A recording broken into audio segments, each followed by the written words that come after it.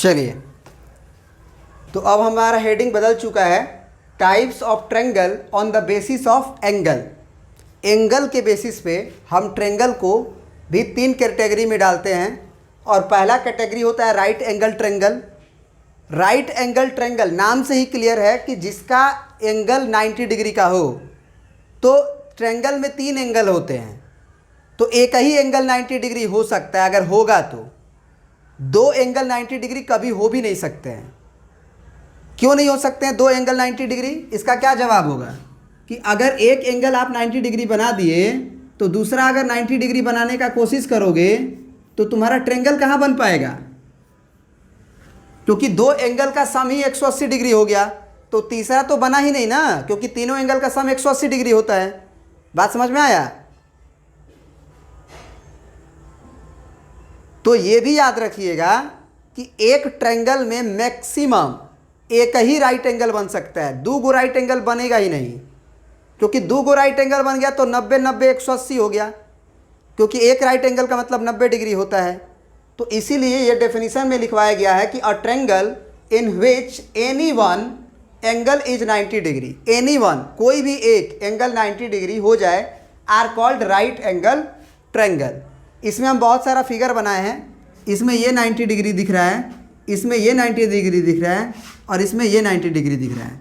तो कोई भी आप ट्रेंगल बनाएं, अगर एक साइड अगर इस तरह से बना रहे हैं तो दूसरा साइड इस पर 90 डिग्री एंगल बना के बनाएं और उसको तीसरे से मिला दें, तो ये एक राइट एंगल ट्रेंगल कहलाता है।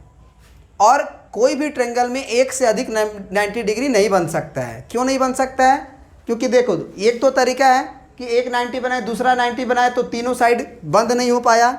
दूसरा तरीका है कि तीनों एंगल का सम 180 होना चाहिए। अगर दुए को 180 हो जाएगा तो तीसरा तो बना ही नहीं, 0 डिग्री हो जाएगा, तो कहानी ख़त्म हो जाएगी, ट्रेंगल नहीं बन पाएगा।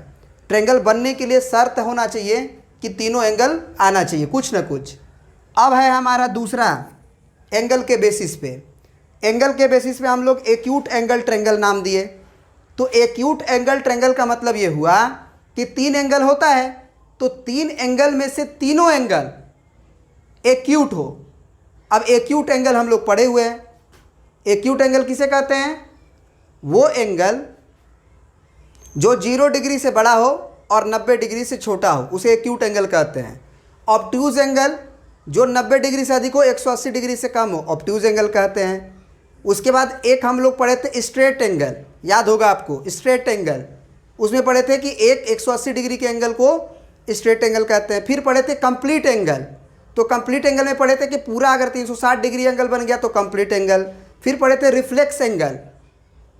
तो ये सारी कहानी जो हम लोग पढ़ चुके हैं उसी में अब आया हुआ है एक्यूट एंगल ट्रेंगल। तो इसका डेफिनेशन में लिखवाया गया कि triangles in which all angles is acute, that is, acute का मतलब that is greater than 0 degree but less than 90 degree. That is का मतलब होता है इसका मतलब, यानी कि ऑल एंगल्स आर एक्यूट, इसका मतलब है कि ग्रेटर देन 0 डिग्री रहे लेकिन लेस देन 90 डिग्री रहे, तो हम लोग क्या कहेंगे? एक्यूट एंगल ट्रेंगल कहेंगे।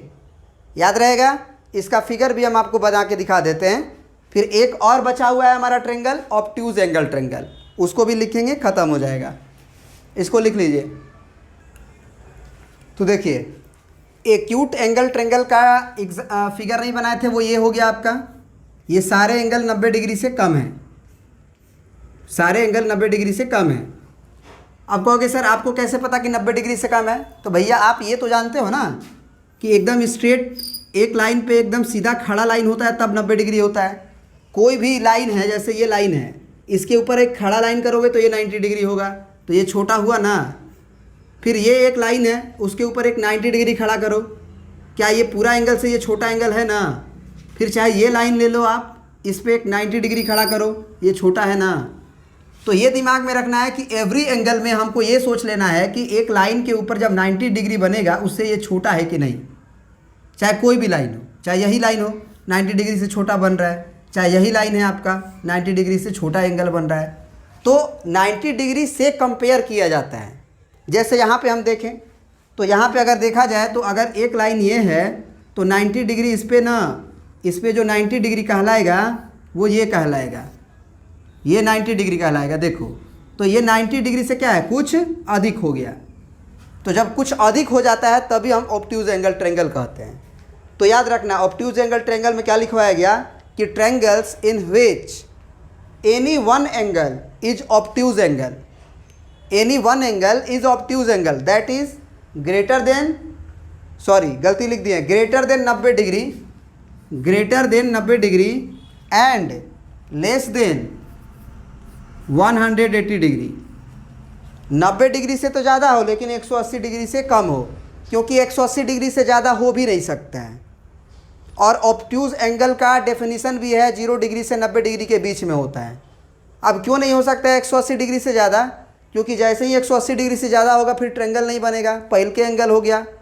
दूसरी बात कि इसमें लिखवाया गया है कि एक ही एंगल 90 डिग्री से अधिक होना चाहिए, दो गो एंगल 90 डिग्री से अधिक हो भी नहीं सकता है, क्योंकि जब दो गो 90 डिग्री नहीं बन पाया था, क्योंकि 180 हो जा रहा था दो ही ठो मिलके, तो दो ठो 180 90 डिग्री से क्या बोलते हैं 90 डिग्री से ज़्यादा कैसे हो सकता है, दो ठो 90 डिग्री से ज़्यादा कैसे हो सकता है भाई, दो को 90 डिग्री से ज़्यादा हो गया तो 90 ही 180 हो गया, तो ज़्यादा करेंगे तो वो भी 180 से ज़्यादा हो जाएगा।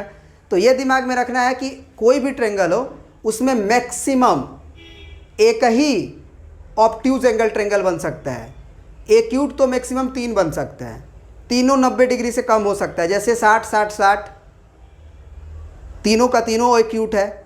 लेकिन राइट एंगल जो होगा वो मैक्सिमम 1 होगा, ऑब्ट्यूज एंगल जो होगा वो मैक्सिमम 1 होगा, एक्यूट एंगल जो होगा वो मैक्सिमम 3 होगा। ये याद रखिएगा आप लोग।